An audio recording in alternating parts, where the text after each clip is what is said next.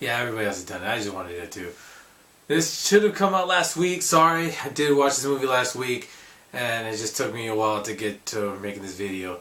So, I saw Venom, finally came out here, so I wanted to talk about it. I actually have some conflicting feelings about this movie, so bear with me. And so let me talk about what I liked, what I didn't like, and also where I think this movie can go forward if there is a sequel to it. And so, first of all, what I liked. First of all, I liked Tom Hardy. He was good in this movie as Eddie Brock. Really felt his kind of what the hell's going on kind of an attitude. I don't know what's going on, and I feel sick. I did like that. The symbiote was making him sick. You saw it in the trailers, and yeah, I'll try not to spoil it for you too much, even though it's been out for a while. And I did like the fact that you saw his progression as kind of not wanting the symbiote, but kind of accepting it and then using it as well. Also, the design of Venom himself, when he actually shows the full Venom, is pretty cool. It's very true to the comics, except for the Spider-Man logo, because this one there is no Spider-Man. They had to rework the story.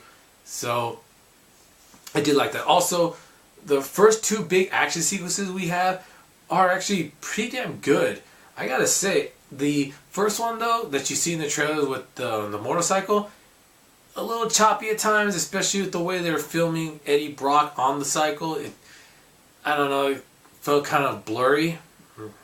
But the second one is my favorite action sequence in this movie, where I don't think you even see it in the trailer. It's really cool. You see Venom in his full glory, doing what he does, and even though it's really good, there's something about it. I'll talk about it later. But other than that, I really liked it. I liked that action sequence, and I liked Tom Hardy as Venom, as Eddie Brock, and not to mention this movie is only 2 hours, and thankfully it doesn't overstay its welcome. It doesn't feel like 3 or 2.5. It does feel like 2 hours, and then it's here and then it's gone, and it does a good job of telling the story of Venom in a sense of the symbiotes come, he gets one of them, he gets a symbiote, and then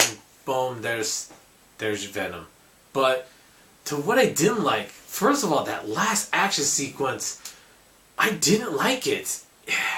First of all, at times it's filmed way too close, and this is a problem I have with a lot of action sequences. A lot of comic movies seem to do this, where the action sequence, especially the climax, it's filmed so close, you can't really see what's going on. And then there's so much stuff going on as well, because it's so close, you really can't see what's happening. And when the CG is good in this movie, is good, but there are a couple of kind of bad CG moments where it's like, ugh, I should have been touched up a bit. And the big thing for me was this should have been rated R. This should have been an R-rated movie, because there were a couple moments where I was like, oh man, wait, that's it?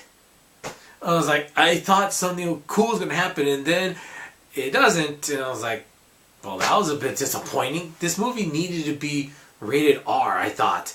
And that's one of my biggest complaints, is that because it's not rated R, it doesn't have the chance to really let Venom be Venom. And I kind of hope there is an R-rated cut of this that comes out on Blu-ray or 4K, whatever it is now. And also, the villain in this one, I don't know, he's not that good. He's not as bad as like the villain in Ant-Man, but he's definitely not as good as Stone from the first Iron Man movie. Yeah, the villain was kind of weak. In my opinion, he was kind of weak, and also the 2-hour thing is kind of a good, kind of a bad thing, because it's paced kind of odd. And then it's kind of like fast, and then it slows down, and then fast, and then it slows down. It's like, whoa. some of the faster stuff should have been prolonged a little bit. And this is another movie. Maybe the pacing could have been done better, or maybe you could have added 5 more minutes to the movie in order to help the pacing out a bit. But I don't know. It should have. Yeah, there was something wrong with the pacing at times, I thought.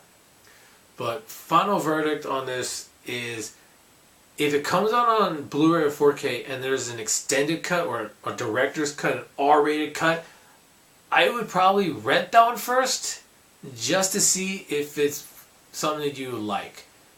As far as this one, I think it's one of those you just watch it once and you don't really need to watch it again, unfortunately. And as far as the sequel goes, this is going to be the biggest spoiler part, so if you don't want to hear it, pause or fast forward to this part, and I'll wave you back in. But this movie does something that happens in quite a few movies. It does a sequel bait, in that, especially in the last scene and the post-credit scene, or the mid-credit scene, I should say. It's it shows you that they're setting up for a sequel, and hopefully, if they do a sequel, it's rated R, like this one should have been. And you give us carnage, and do something good with that character. So, but other than that, come back in. Other than that, one other big negative is something that I've talked about a lot with my friends, and I did a whole video on, are the trailers spoiling things in the movie. Yeah, this trailer, the Venom trailer, definitely spoiled quite a few things in this movie. Kind of annoyed me when I got back and I thought about it for a while. So that was my thoughts real quick. What do you think? Have you watched Venom yet? What did you think about it? It's definitely a better representation of Venom than Spider-Man 3, but that's not saying much. That movie sucked. So let me know what you think. And next up, I have a couple of top 10s I've been wanting to do for a while. So since it's going to be Oscar season soon in November, I'm going to do that. So until then, take care. Bye.